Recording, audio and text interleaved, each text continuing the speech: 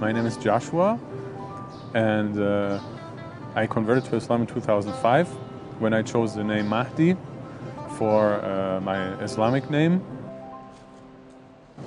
I was very interested in different cultures and religions and new things that you cannot find in a country like Germany.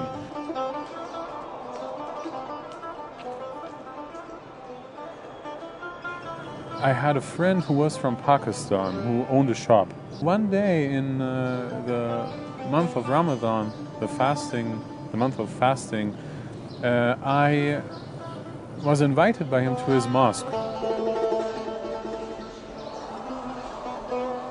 When I came to that mosque, there were several leaflets and books, also a few Qur'ans, which I looked at. And one Qur'an that I found was translated to German.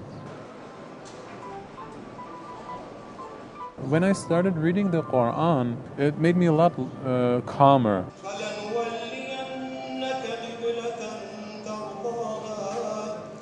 I thought to myself, if you accept the hereafter, and if you accept that there's one God, and that there has to be a God, then why don't you want to convert to Islam?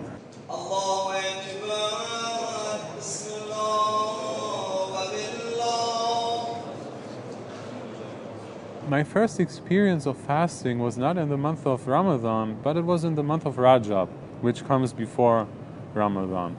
I started my fast, and I couldn't do it. I had to break the fast in the afternoon at around 3 or 4 o'clock because it was so hot and it was so difficult for me to fast without drinking. I was not even hungry, but the heat and the fact that I didn't drink that I didn't drink anything for almost 12 or 11 hours was pretty difficult for me, and it made me break my fast on that day. But I remember the first day of Ramadan in the same year, I did the whole month of Ramadan.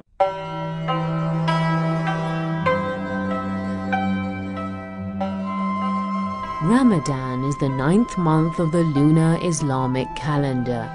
The visual sighting of the crescent moon signals the beginning of Ramadan, which lasts 29 to 30 days.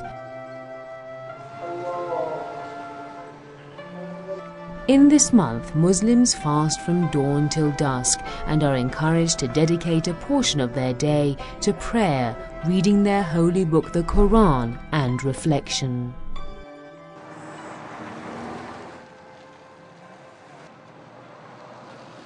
Iran's holy city of Qom has been a hub for Islamic schools and scholars for centuries.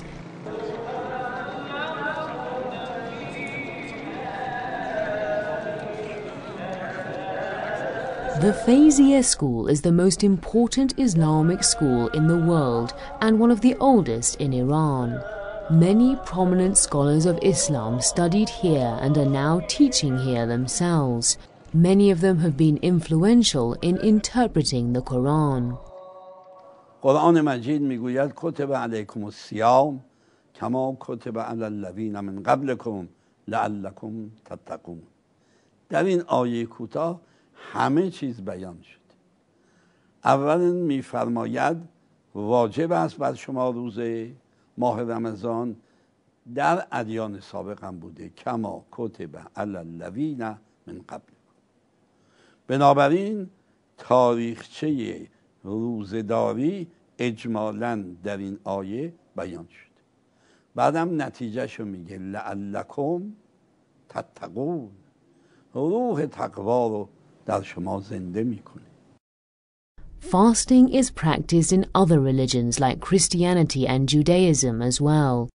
Fast is just about going without. Yvonne Ridley is an activist who has reverted to Islam. Of course, there is fasting in Christianity, but it's more symbolic now. Both Moses and Jesus fasted for 40 days and 40 nights, and we're told that they went without food and water. It was really quite a marathon. Christians in the run-up to their Easter go through a period of fasting called Lent, in which they give up something. Quite often it's something like cigarettes or chocolate, so it's quite symbolic, and it's not the daily test that Muslims put themselves through by simply not eating, not drinking, avoiding confrontational situations, having no physical sexual contact and the like.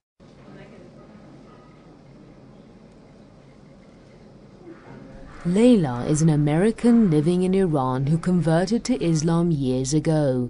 She says Islam gave her life direction.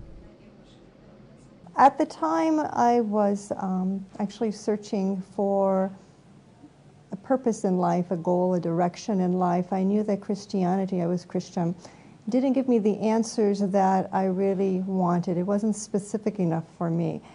I wanted something that gave me a reason for why we're here, a purpose. And I liked Islam because it is the most complete religion, and there is a rule or a prescription or a goal for everything you do, an explanation. And that suited what I was looking for. When Muslims fast, they refrain from eating and drinking all the daylight hours. For a first-time faster, this is a challenging experience, especially when they have to go to work as usual, rain or shine.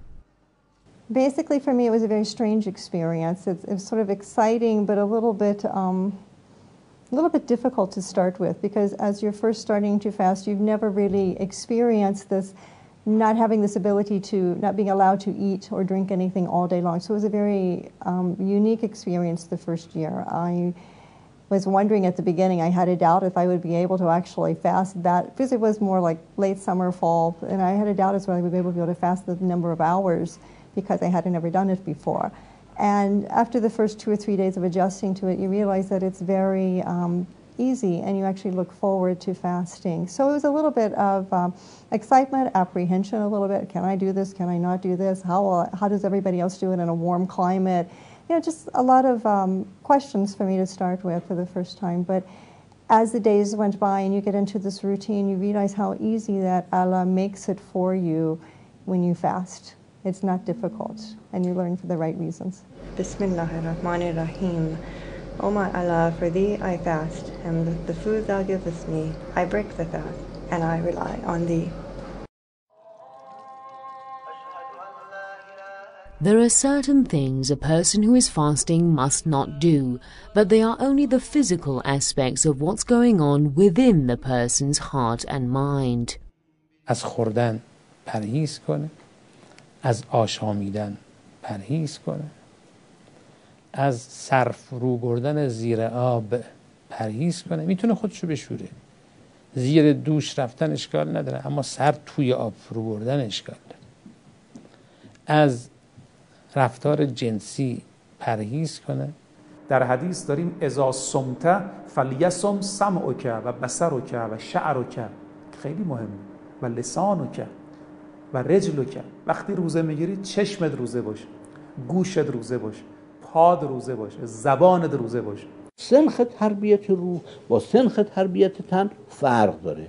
سنخ تربیت تن بهداشت طبیعی میخواد، سنخ تربیت روح بهداشت روحی و تجردی میخواد. یعنی انسانی متکامل است که فرشته‌وار باشد، به فرشته تشبه داشته باشد، مسلط بر خور و خوابش باشه، مسلط بر شهواتش باشه، مسلط بر تقاضاها و غرایز جنسی و حیوانی خودش باشه، و این امکان نداره مگر با تمرین. In Islamic countries, the fasting month is a national event, and everyone's in the Ramadan spirit. Naturally, this makes fasting more enjoyable and not eating or drinking more tolerable. But in secular countries, it might be more difficult to fast. Europe has more than 44 million Muslims, and the Americas has around 5 million. I started my fasting at 4 o'clock in the morning, and of course my family are going to be hungry at 12 or 1 and they are going to want to eat their lunch. So in a way it's quite difficult, especially when you are not used to it, to see people eating in front of you and you yourself having to wait. But I think in un-Islamic countries, one thing that converts habit to is that they see all these things happening. They see the most un-Islamic things happening in their countries, in their homes, in their cities. That once they have it, it is easier for them to do a fasting compared to a person who was born a Muslim in an Islamic country or un-Islamic country. So yeah, people get used to that. People get used to it, to see people in the streets drinking ice cold water or eating delicious foods and you're fasting. It's quite a difficult time for converts to Islam in the West. Very often their families don't support them, or almost hostile to their reversion to Islam. And because there is so much excitement to the build-up for most Muslims, sometimes converts can get forgotten about, and so they have to cope on their own, and it can be quite a difficult time for Muslims. Muslims don't only fast during Ramadan. Some also fast voluntarily on the 13th, 14th and 15th of Rajab, the 7th month of the lunar Islamic calendar. In these 3 days, Muslims spend 3 days in the mosque praying. It's a form of spiritual retreat called i'tikaf that the Holy Quran and Hadith recommend. اعتکاف ماه رجب که این هم برداشت میشه از احادیث خدمت ما عرض شود که میتونه برای معتکفین آمادگی فراهم کنه برای ماه مبارک رمضان.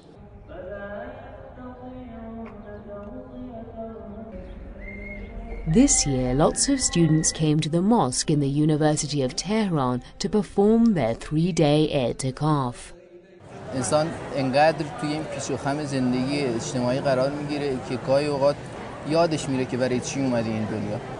اعتکاف هم محفلی برای خودسازی آدم میتونه توی این مجالس خودش رو بیشتر بشناسه. یه 3 روز با خداییم، یه 3 روز تو خونه خداییم، 3 روز راز و نیاز میکنیم با خدا. این مسجد اینجا دومین بارم. کلاً اعتکاف 4مین بارم. اعتکاف یعنی دل بکنی از دنیا دیگه. بیا یه خورده خودتو بسازی، میشه خودسازی. خب اعتکاف یه به هر حال به اصطلاح تصفیه روحانیه که انسان باعث میشه که انسان یه تخلیه‌ای داشته باشه از گناهان، بتونه خودشو پاکسازی کنه برای ادامه زندگی. احساس میکنم یک معنویت خاصی تو این مجالس هست که بچه‌ها رو واقعا ترغیب میکنه که بیان توی این مجالس شرکت کنن. اولین بارمه که اومدم واسه اعتکاف، برای اینکه بیشتر به خدا نزدیک بشم، یه فرصتی باشه با خدا خلوت کنم و یاد گذشته‌ام بیفتم. شکر خدا تو مسجد دانشگاه تهران ثبت نامی که انجام شد ظرف 2-3 روز خدمت ما عرض کنم که حدود 3000 متقاضی ما داشتیم که همه جوان هستند، غالب برای بار اول هست و غالبشون دانشجو و استاد هستند. این نشون میده، حالا این یک نمونه است، دانشگاه دیگر هم همینطور تقاضا هست. مساجد سطح شهر رو هم شما نگاه کنید، جوانهای دیگر، حالا دانش آموز حسینی و صنوف دیگر هم این استقبال رو در اعتکاف دارند. شکر خدا. There is also a social aspect to fasting. Community spirit and unity are an important part of Ramadan. Millions of people stop eating at one precise moment and start eating again with the sound of the azan. People give alms to the poor and visit family and friends in the holy month to break their fast together.